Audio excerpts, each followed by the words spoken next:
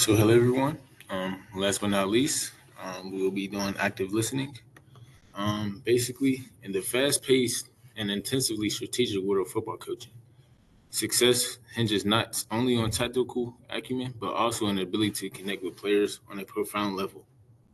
Active listening stands as a cornerstone of this connection, offering coaches a pathway to deeper understanding and clearer communication and stronger rapport with their players. This exploration delves into pivotal roles of active listening in football coaching. It examines how attentive listening enables coaches to grasp players' needs and builds trust and clarify expectations. Moreover, it delves into how listening extends beyond words, encompassing nonverbal cues and subtle nuances that convey players' emotions, motivations, and concerns. By mastering the art of active listening, coaches can unlock a wealth of insights into their players' minds, fostering a supportive and collaborative environment where every player feels heard, valued, and empowered to excel in the field. And if you don't know, what is active listening? Active listening is a fundamental skill in football coaching, as it enhances the coach-player relationship, fosters understanding, and promote effective communication. Basically, it's communication techniques used to fully understand the speaker's message, show interest, and providing appropriate feedback. Techniques of active listening. And as a football coach, you got to understand the player's needs. Active listening allows coaches to truly understand the needs, concerns, and aspirations of the players.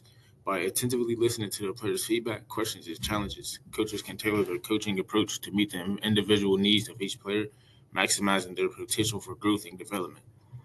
Um, Building trust and rapport. When coaches actively listen to their players, it demonstrates respect, empathy, and genuine interest in their well-being. This fosters trust and rapport between coaches and players, creating an open field, supportive environment where players feel comfortable expressing themselves and seeking guidance. Clarifying instruction and expectations. Clear communication is essential in football coaching, and active listening ensures that instructions and expectations are effectively conveyed and understood. Coaches who actively listen to players' questions and concerns can provide clarification and address any misunderstandings, promptly reducing confusion and enhancing performances on the field. As a coach, you got to recognize nonverbal cues. Active listening extends beyond words to include nonverbal cues such as body language, facial expressions, and tone of the voice. Coaches who actively listen or who are tuned to who are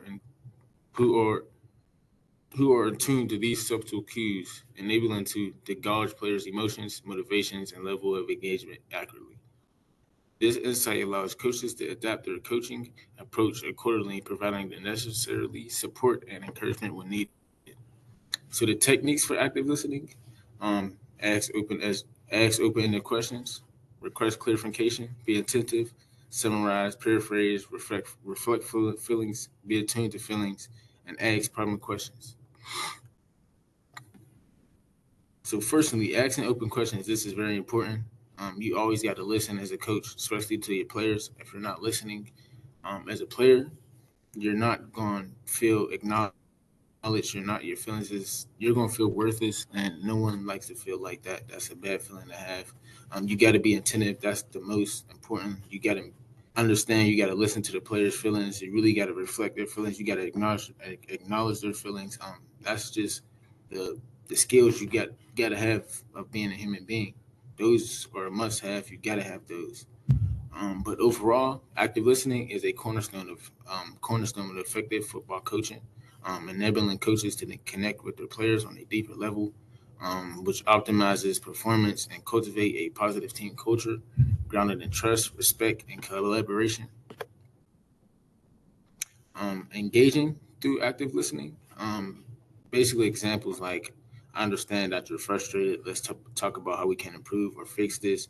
This is like acknowledging the player's feelings or acknowledging their problem, wanting to fix the problem, wanting to work things out. And this makes the player feel good. It makes the player feel makes it's just a caring feeling that everyone wants to have. And as a coach, you should have empathy You should want to acknowledge other players' feelings. You should want to acknowledge, or you should want to make your players happy. This goes a long way, especially in having a win, if you want to win, or having that winning culture. Secondly, use verbal cues such as "I see," "Go on," or nodding to show you're listening. This shows that you're being attentive. You want to listen to the conversation. You want to see what's going on with the problem. Um, and let them know that their input is valued and appreciated. This goes a long way. Some players, a lot of players just go through their feelings a lot. A lot of players are very emotional and passionate, especially within the game. So being able to listen to your players talk about the game and how emotional they are, or how compassionate they are, and you really valuing that and appreciating them not for doing that, that goes a long way. Especially me as a player, if I go to my coach and talk about my feelings, which I'm not that type of person, but some people are. A lot of players appreciate that, and that builds a lot of trust, chemistry, morale, and that really promotes. That's one of the skills you must have in order to be a complete coach, a great coach.